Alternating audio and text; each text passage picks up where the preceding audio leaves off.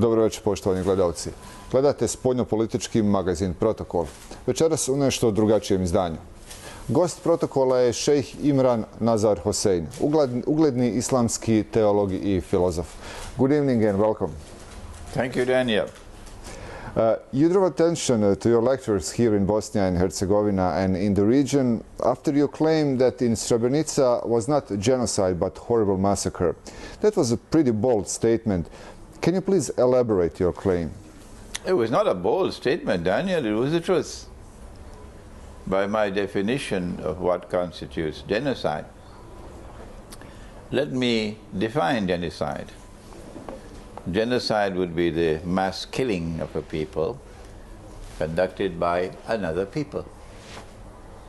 A definition of genocide would be when the European peoples migrated to the New World, to the United States and Canada.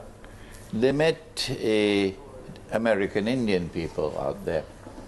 And the American Indians were slaughtered like cockroaches. There is a term that they use for it because they don't like the word genocide, so they call it ethnic cleansing. Well, there was nothing clean about it, it was dirty. This was genocide. The European people who went to the New World, the Western Hemisphere, did not as a community condemn it. There were no powerful voices raised against it. Rather, they supported it and they profited from it. That was genocide. Did that happen at Srebrenica? Did the Orthodox Christian people of this region support what happened at Srebrenica? Were they happy about the massacre of Muslims? Did they rejoice about it? Did they profit from it? Did they celebrate it? Are they still up to this day happy about it? No. No. The Serbian people and the rest of the Orthodox Christians of this region are not happy about what happened. They condemn what happened. They would rather find out who are the ones who are responsible for it. And I don't think, Daniel, that we have as yet the full story. I think there are parts of the story which are hidden. And if anyone has the knowledge of it and tries to reveal it, he might be killed. Like anyone who knows about the truth of 9/11 and tries to reveal it, he'll be killed. That's their methodology. So too I am saying, Daniel, that there are parts of this story which have not as yet been revealed. The hidden hands at work. To try to have an event that will allow them to fulfill their larger political and military agenda. I'm talking about NATO. I'm talking about the Judeo-Christian Zionist alliance which rules most of Western Europe and North America.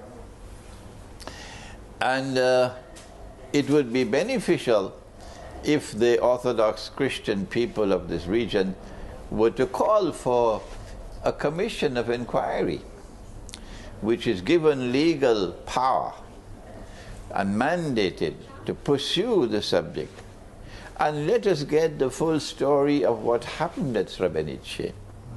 And at that time we'll then be able to know who were responsible for it.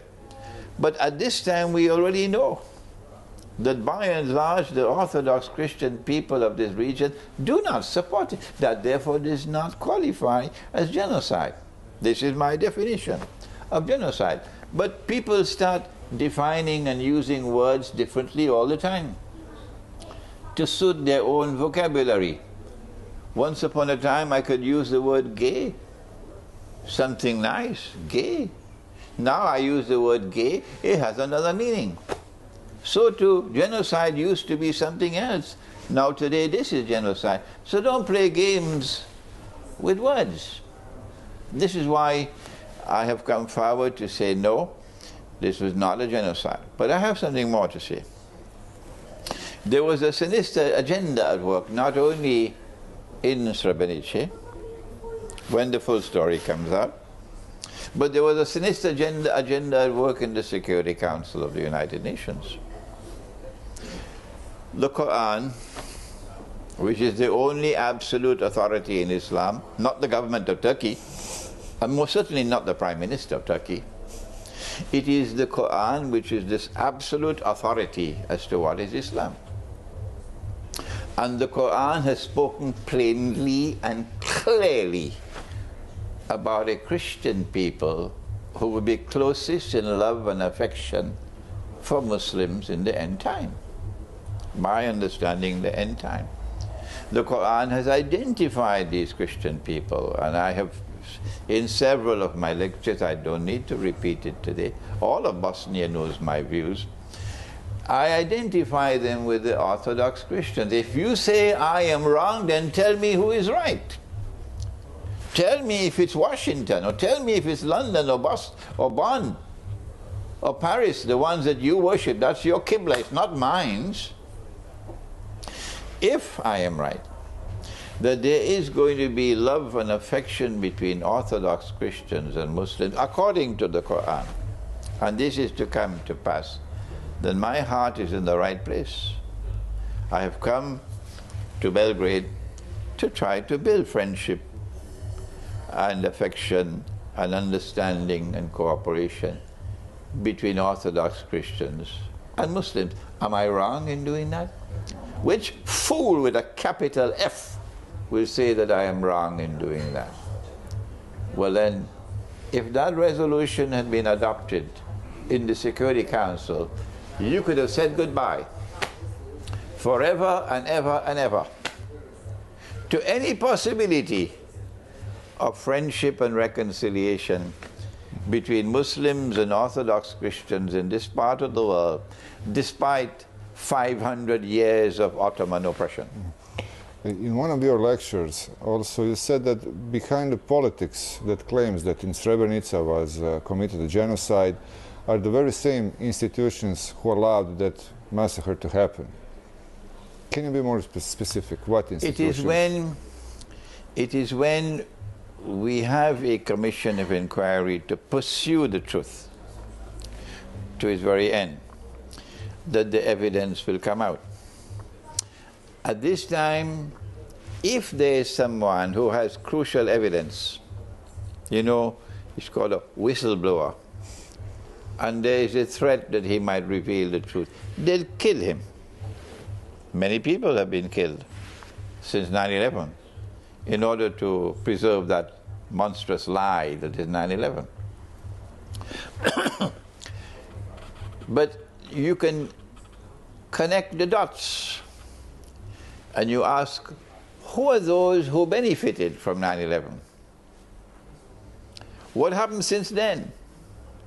Similarly, you can look to Srebrenica and ask, who are those who benefited from it?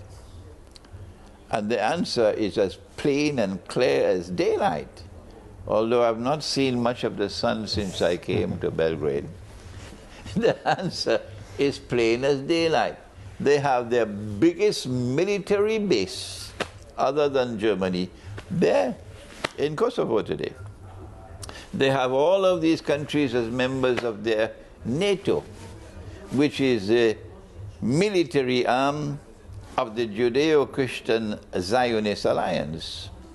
If the Muslims of that part of the world did not know it, if the Islamic scholars did not teach them, it's about time for Imran to tell them that the Book of Allah, the Quran, prohibits you from being a member of NATO. Of course, the Turkish Prime Minister doesn't know that. I don't know if he reads the Quran. The Book of Allah, the Quran, prohibits you from being a member of NATO. Where in the Book of Quran? Go and look, listen to my lectures.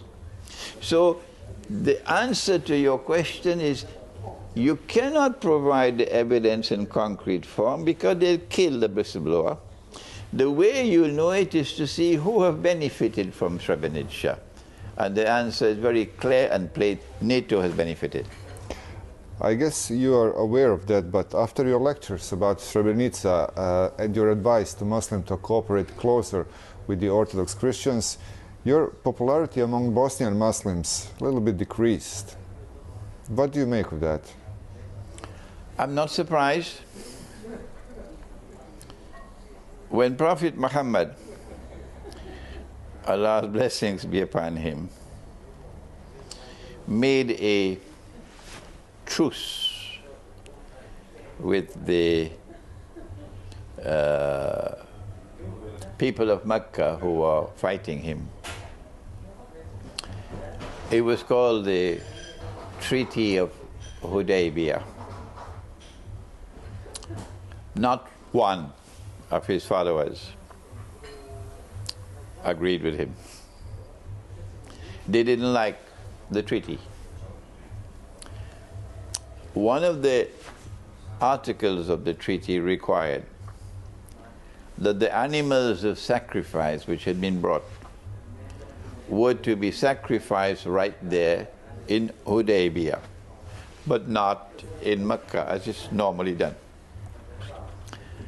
And when the Prophet asked them to do the sacrifice, they refused. None of them was prepared to do it. So I'm not surprised with the response from Bosnia, but I'm not disheartened, no. So one of the wives of the Prophet, Allah's blessings be upon him, said to him, "You do the sacrifice." And so he took the knife and he made the sacrifice of the animal, and then after that all the rest came. That's why I'm here in Belgrade. I'm doing similar, following the sunnah of the Prophet, Allah's blessings be upon him. I'm not a prophet, I'm following his sunnah. So I'm here in Belgrade. My popularity may have declined out there, but that's not permanent. When I came to Belgrade, I lectured yesterday at the University of Belgrade before a packed auditorium, and the response I got from that audience was kind and respectful and affectionate and loving. And so I say this is a good beginning. You offered, that was something unusual, apologies to Orthodox Christians for the atrocities committed against them during the Ottoman Empire. Why do you think that apologies are necessary now? True religion has zero tolerance for oppression, whether it is Judaism or Christianity or Islam or any other religion which claims to have truth. I don't think any Jew will differ with me. The true religion has zero tolerance for oppression. The Ottoman Empire was an oppressor with a capital O. It said that it was waging a jihad against the Christians. Does the Quran ask you to do that? Is it the Sunnah of the Prophet to do that? That was a bogus jihad, like ISIS today. You are waging wars of aggression. You are waging wars to oppress a people. And therefore you must be condemned for that. That oppression continued for 600 years. And it was done in the name of Islam. That's why I have to apologize. Not only were the Christians deceived into believing that it was Islam which was victorious on the battlefield of Kosovo. That's what the Christians believed. Islam defeated us. They were deceived. No, it was not Islam. It was Gog and Magog. It was not Islam. It was Gog and Magog, and I am the scholar who's pursuing the subject of eschatology. So I do have some credentials to speak about Gog and Magog. Of course, when I make a statement, you're free to differ with me. But if I'm wrong, you must tell me what is right. Otherwise, it's arrogance. Not only did they deceive the Christians, they deceived the Muslims as well. And the Muslims believed that this was a great Islamic empire fighting jihad on the name of Islam. And all those who die killing the Christians will go to heaven. They deceived them. one of the reasons why they were able to deceive them was because they achieved what I thought would have been impossible. They took the capital of Islam from the Arab world and brought it to the capital city of the Orthodox Christian world. There are many strange things which have happened in history, Daniel, but I don't find anything to beat this one. To take the capital of the Muslim world and bring it and park it up in the capital of the Orthodox Christian world. And now you have credentials to speak for Islam. That's how they managed to deceive the Muslim world, that they were great representatives of Islam. Don't come to me and tell me the Ottoman Empire did this which was good and that which was good and that which was good. It's irrelevant. My statement is that the Ottoman Empire was an oppressor. Yes or no? Once it is an oppressor, it is not representative of Islam. Do you think that apology is necessary from the other side too? Whatever was done in the name of Islam and did not represent Islam and cause injury to others, like taking the greatest cathedral of the Orthodox Christian world, Hagia Sophia, and shamefully transforming it and sinfully transforming it into a masjid, to drive a dagger into the heart of the Christian world that will bleed eternally. I have a duty to set the record straight. I have a duty to say this was shameful, disgraceful, sinful. And I have a duty to apologize on behalf of Islam. In doing so, I'm setting an example. And I hope I'm not doing it in any way condescendingly or arrogantly.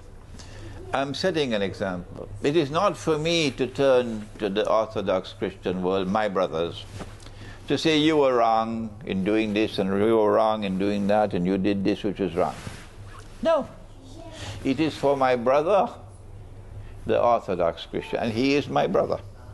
It is for him to look at his record and see what are those things which are done in the name of Christianity which were not representative of Christianity, and denounce them rather than me doing it. I would like to switch to the geopolitics, if you don't mind, right now. Do you believe that Arab Spring, a series of revolutions in Arab world, were spontaneous, or somebody actually wrote a script and schemes how it should happen? It is now very plain and clear that there was an interior agenda and an exterior appearance of spontaneity, whereas there's an interior agenda which was planned, meticulously planned. That planning was done on behalf of the Judeo-Christian Zionist Alliance, which is in Western Christianity. You know which Christianity I'm talking about? Yes, yes. The one which does not allow anyone to have a beard. No. The Lord God put the beard on the face of the face, but they say no, no beard, that Christianity. But they have one man who does have a very big beard, a white beard, and he has come to take over. He's hijacked Jesus now. And he comes once a year on a reindeer. A fellow called Santa Claus. I'm talking about that Christianity, okay? I hope Santa Claus doesn't come to Orthodox Christianity. If he's come here, please repatriate him. That Christian world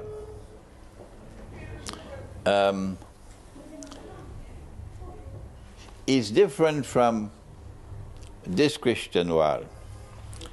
That Christian world reconciled with Judaism, not with the Semitic Jew, who is now a small minority, but with a mysterious person called the European Jew. I don't know where he came from. How could a European be a Jew? And that reconciliation led to a Judeo-Christian alliance that the Quran speaks about, and prohibits us Muslims from being friends and allies of that alliance. The binding force was Zionism. So Christian Zionists and Jewish Zionists, or Zionist Jews, established this Judeo-Christian Zionist alliance. That alliance has NATO as its military arm to do its dirty work for it. The alliance knows that they have to wage war on Egypt, and that Israel has to wage war in order to expand its territory to encompass the biblical frontiers of the Holy Land, which is from the river of Egypt to the river Euphrates. Our sources declare that to be false. That is not the frontiers of the Holy Land, but it's there. When Israel wages that war to take the eastern delta of Egypt, you need more than aerial warfare, naval warfare, you need land warfare. As they say, you need boots on the ground. But Egypt has about 80 million people. How are you going to do it? The answer is you need NATO on one side and Israel on the other side, so that Egypt would be sandwiched. So while there was the appearance of spontaneity in the external manifestation of the Arab Spring, there was internal planning to get NATO to take control of Libya, and that's what has happened, thanks to these fools who went and waged their CIA jihad. They need Syria. They absolutely need Syria. If they have Syria, they'll have Lebanon like that in their grip. And Israel will then be able to wage a big war, and it'll be like a cruise, easy for them. That's the internal planning.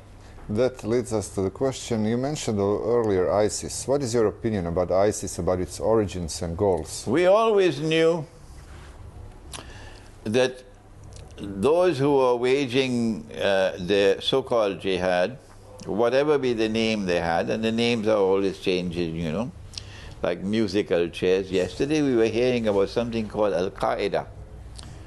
Well, I've been along for, I never heard the name. I'm 73 years of age. Where did this come from? Al-Qaeda. And it took controls of all the airways and so on, all the media. And now something else, and tomorrow something else. So you know they keep on changing names, but it's the same people all the time. So where are they getting their weapons from? Who is funding them? We always knew the external appearance they wanted to be accepted was one of a valid jihad. The internal reality was that it was still these wicked people in the CIA and the Israeli Mossad and the British intelligence and so on, who were not only doing the planning, but also the funding and providing the weapons and doing the training and so on. Lo and behold, when Russia intervened, suddenly we're hearing voices. Oh, but you're not attacking ISIS. You're attacking our boys. Oh, okay. So now the evidence is coming out that the CIA is now admitting that they were funding and they were training and they were arming and they were providing the weapons for the opposition to Assad in Libya, in Syria. So now we can legitimately declare it's a CIA jihad. But I have a better name for it. for ISIS and company. I call it the Yankee jihad. Russian intervention in Syria changed the balance of power in that war right now. Do you see the end of the conflict, and how will Syria and entire Middle East look at its end? This is where Christian eschatology and Islamic eschatology has to take over and help political science. Yes, I am myself a student of international politics and international economics and so on, so I know the subject. But I tell you, the tools of political analysis are inadequate. You need eschatology. And Christian eschatology and Islamic eschatology has to come together and interact with each other, because there's that in Christian eschatology which we don't have, and there's that in Islamic eschatology that you don't have. So I have to learn, I have to listen, I have to benefit from Christian eschatology. And I hope that the Christian will also want to listen and learn from what I have to offer in Islamic eschatology. The eschatological perspective that we bring allows us to recognize that we are now located at a moment in the historical process which is a moment of transition from, in the same way there was transition from Pax Britannica to Pax Americana. We are now in transition from Pax Americana to something which is to come after it. We recognize it to be Pax Judaica. Pax means peace, but there's nothing peaceful about it. There's only blood and lies. So the name Pax is a misnomer. This so-called Pax Judaica is to replace Pax Americana, which is why the US dollar is now in irreversible decline, which is why the United States as a power in the world, the ruling state, is now in irreversible decline. And we recognize that in order for Pax Americana to replace Pax Britannica, not only was there a requirement for change in the monetary system, with the British pound giving way to the US dollar, but great wars had to be fought. First World War and Second World War. Millions had to die. Similarly, we say that in order for Pax Judaica to replace Pax Americana, you need a big war or wars. What we've been having so far may be defined as the hors d'oeuvres of the war which is to come. The eschatology in Christianity says it's Armageddon. In Islam it's called the Malhama, and all the Muslims know about it. My eschatological viewpoint is that we are now approaching that big war, and that it's going to be a nuclear war, and the pieces are now in place. Once Russia has intervened militarily in Syria, and Russia has done that, Russia is not going to back out. Russia is not going to scale down her involvement. Once Russia has intervened, the NATO opponent has to augment his involvement. He has to come into the scene publicly the way Russia has come into the scene publicly. And as NATO does that, Russia will respond. NATO much prefers to fight Libya. Yeah. Because you can fight Libya and you can go home and have dinner. But you can't do that with Russia. The nice thing about the Muslim-Christian alliance, which supports Russia, which I'm working for, is that Muslims and Christians are not afraid to die because of our faith. If millions have to die, Daniel, in order for the oppressor to bite the dust, we don't mind dying. But those who are in the American Armed Forces because of a green card, they don't want to die. No. So they're scared of nuclear war. So I don't think Russia wants nuclear war. But Russia is saying, we are not afraid of you. I don't think the US armed forces want nuclear war because they're scared of death. But there are those who do want nuclear war. And it's time for Bosnia to understand that. There are those who do want nuclear war, and Bosnia knows who they are. I don't have to tell Bosnia that. They want nuclear war because they want to rule the world. They want to succeed the United States as the next ruling state. But Israel is too small. It is either that Israel must expand to become a much bigger state, to become a successor to the United States, or the world has to become smaller. Which one will it be? You know the answer, Daniel. That's why they want nuclear war. So that what is left of the world after nuclear war, Israel can easily manage to rule. And when Israel becomes the ruling state in the world, then at that time, our prophet has said, at that time, a day like a week for Dajjal, the Antichrist, would have come. And then after that, the Antichrist or Dajjal will emerge as a human being in Jerusalem and declare he's the Messiah. This is eschatology. So yes, my answer is, we are now staring nuclear war in the face. How do we respond? Number one, do not be afraid of death. I know the Christians are not afraid of death.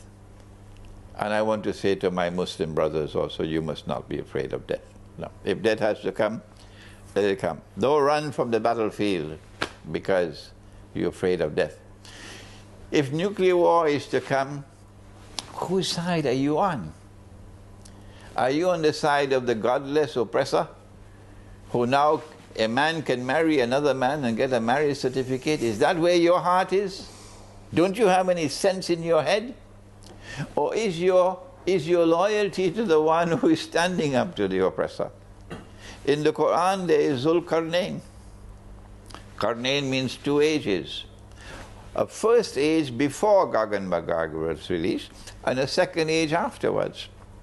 And in Surah Al-Kahf of the Quran, power in that region of the world in which the Black Sea is located, power rested on the foundations of faith, and power was used to punish the oppressor. The Quran is telling us that in time to come, in that same region of the Black Sea, and Daniel, you know that Crimea is in the Black Sea, don't forget that. Crimea is in the Black Sea. In that region of the world, destiny is that power will once more rest on the foundations of faith.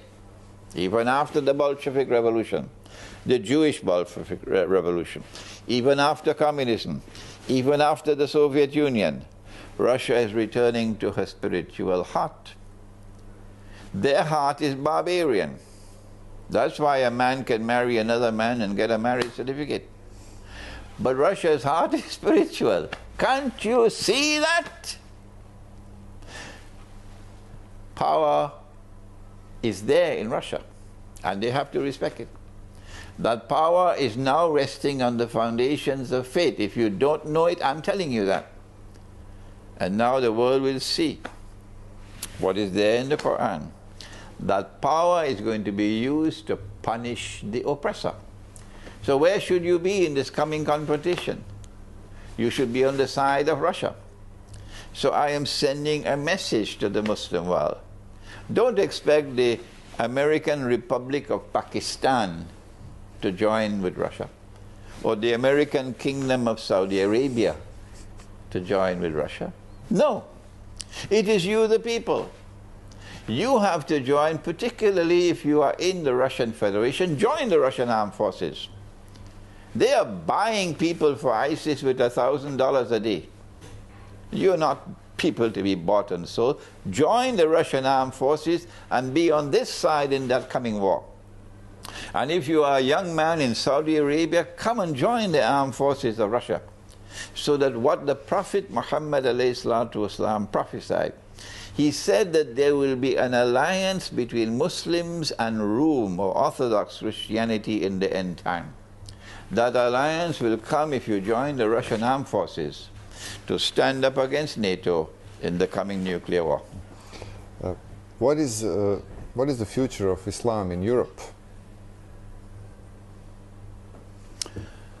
There will be no Europe tomorrow. There will be no North America tomorrow. I think after nuclear war, Europe and North America would not be a place which is habitable, okay? So the future is one in which sensible people should be making hijrah, migrating out of North America or migrating out of Europe. If you cannot migrate out of the country, out of that region, you should at least leave the cities and go to the remote countryside.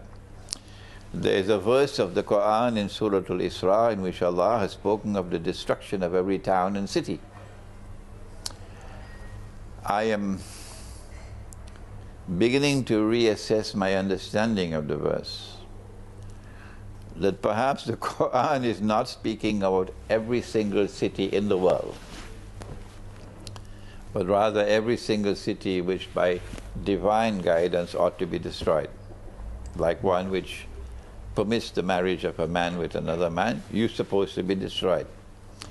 So get out of the cities, such cities, where you see the legal permission for a man to marry another man, because destruction is coming, and go to the remote countryside. The Quran says those cities which are not destroyed will be punished with terrible punishment. The punishment would be that nuclear war will disrupt supply of food, supply of water. People will be starving, no water. There'll be riots. There'll be dog eat dog. And so the message that we send, while others are busy eating McDonald's hamburgers, our message is we have a little time left. My feeling, and I hope I'm wrong, I hope I'm wrong, Daniel, I don't think we have more than 1 year left before nuclear war. Let me say it one more time. I hope and I pray I'm wrong. But if it is to come because of dreams which I have had, then you have a little time left. Get out of the cities, because even if you are not destroyed in the nuclear war, there'll be no food, there'll be no water. And you will be responsible for the suffering of your wife and your children at that time. So go to the remote countryside and go to places where you can produce your own food and where there's a supply of water. That's the future for Europe, whether you're Muslim or you're not. And I would like to end with your opinion about, is Samuel Huntington right? Can these two civilizations, Christian and Islamic, coexist? Tell Samuel Huntington for me that it would be beneficial for him to take a little time to read the Quran, because something spectacular is taking place in the world that he doesn't know about. Something with enormous strategic implications is taking place in the world now, despite Samuel Huntington. And that is that two civilizations are coming closer to each other, not clash. And tomorrow Bosnia will wake up. Tomorrow Albania will wake up. They love me, yes, they love me. And they feel puzzled by my views on genocide, on SRBIJA-Šeih. But tomorrow they will wake up because they love the Quran. And they know that I am teaching the Quran. And what is in the Quran must come to pass. In Spanish they say, que será, será. And in your language they say, sta bude brice. Sta bude brice. It will come to pass. These two civilizations, the Christian and the Muslim, are coming closer together. And the Quran has said, you will be the closest in love and affection to us. So tell Samuel Huntington, take a little time to read the Quran. Thank you very much. You're welcome. Poštovani gledalci, bilo je to sve za večeras. Toliko za protokole za ovu nedelju. Vidimo se ponovo za 7 dana.